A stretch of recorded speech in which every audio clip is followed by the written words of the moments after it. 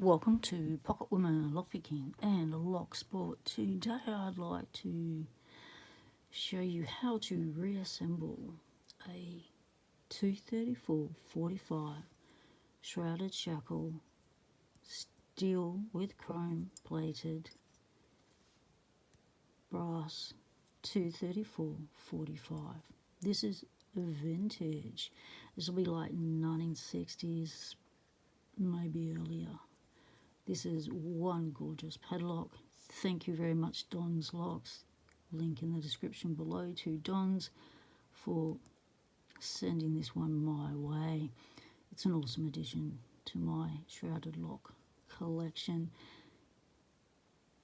Thank you very much to Keyless Entry also for picking this initially open for me so I could start with the process of making a key. So that was the task that Don set me, make a key.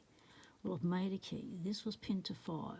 I wanted to pin it to 6, but with my mega collection of springs, I didn't have an original 234 spring to put in the 6 chamber, so I left it the way I received it, which was 5 pin, but this is a 6 pin key and I do have the option of pinning it up to 6 if I ever come across a spring. So there's the key, a working key. One of the things I want to show you about this lock is the actuator, because it was not easy to get this little thing together. Now, see this circle here on this brass plate? This needs to go upright and face you. This pointed section needs to face the closed ball hole.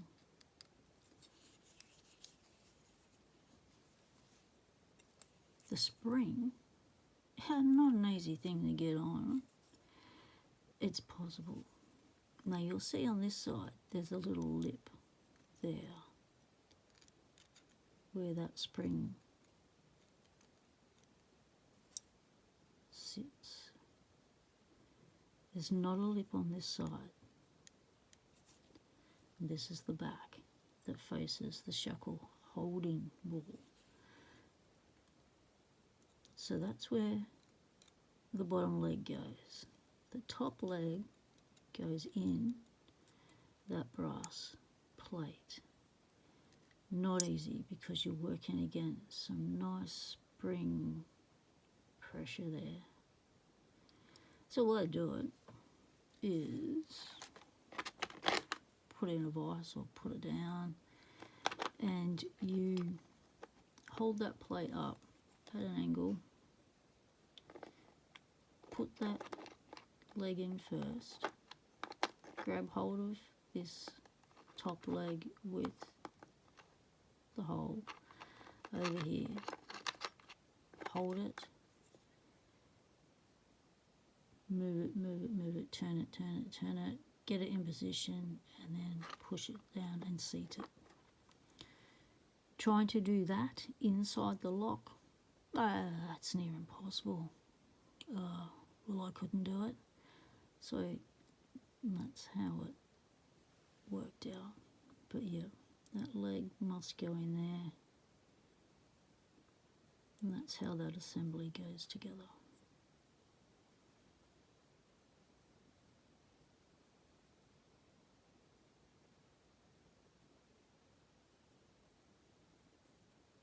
So this part, the rounded part, needs to be facing the ball closing. The deeper hole is the ball opening. Right. The other thing I want to tell you that I did was I cleaned out my ball holes. I just got one of these, bent it, and went in and did a bit of this, and the other side a bit of that. Cleaned it out. bit of gunk. And I also clean my balls. So I got a bit of AAA, very fine steel wool. Got my bowl, made a ball sack. Give it a bit of massage between the fingers. Pop it down, wipe it off. Now what you can do is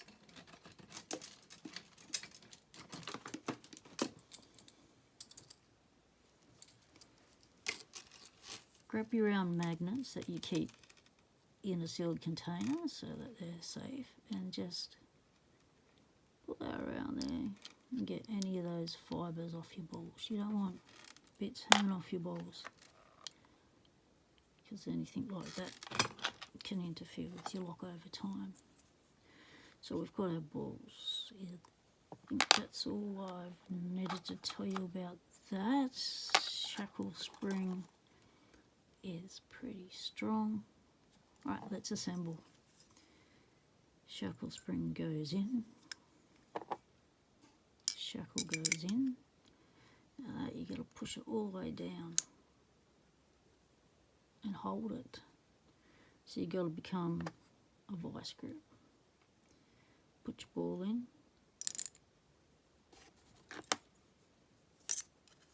Seat it. Now that ball there stops the shackle from being pulled all the way out.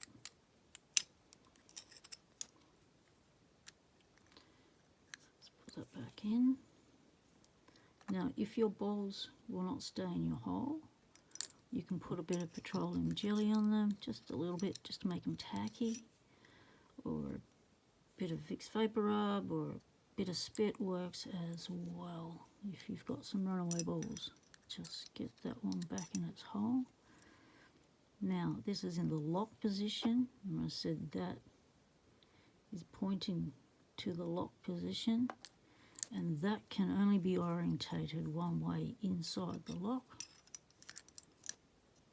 Follow the extrusion, the way it looks.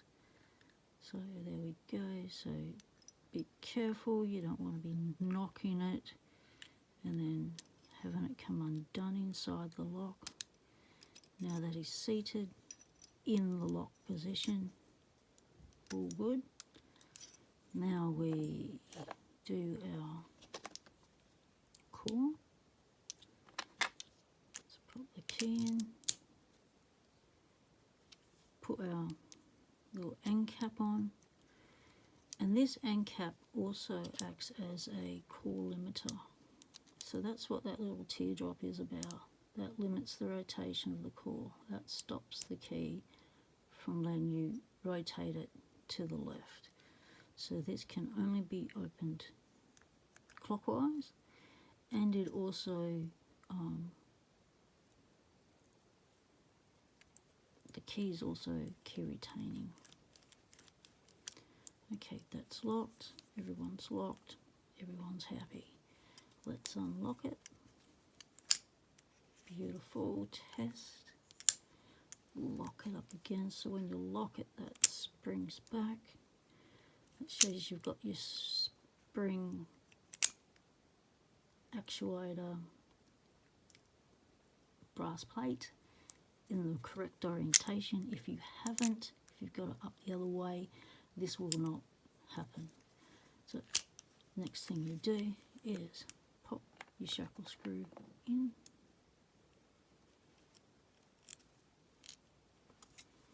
Get it seated. Hold the base in.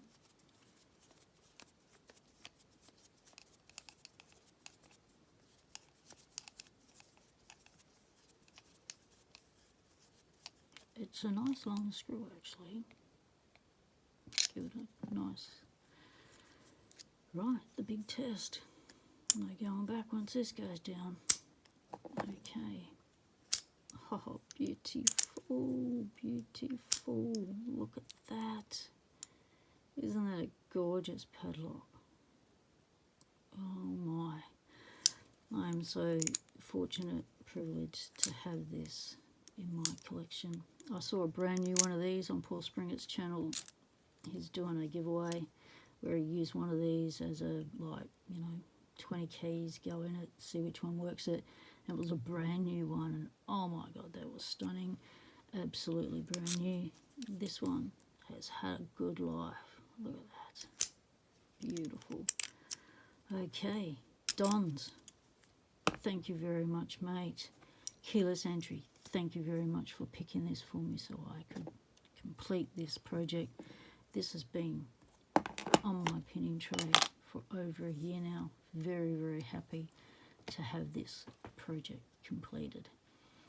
Any questions or comments, whack them below. Do my best to answer them. If I can't answer them, I'm sure regular commenters can answer them for you. Comment section are very helpful in the Locksport community. You can ask them anything.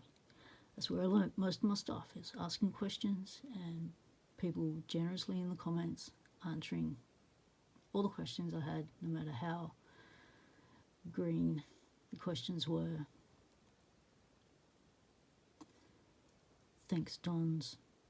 Thanks, Killers Entry. Thanks for watching, everyone. Stay legal. Temptation is everywhere.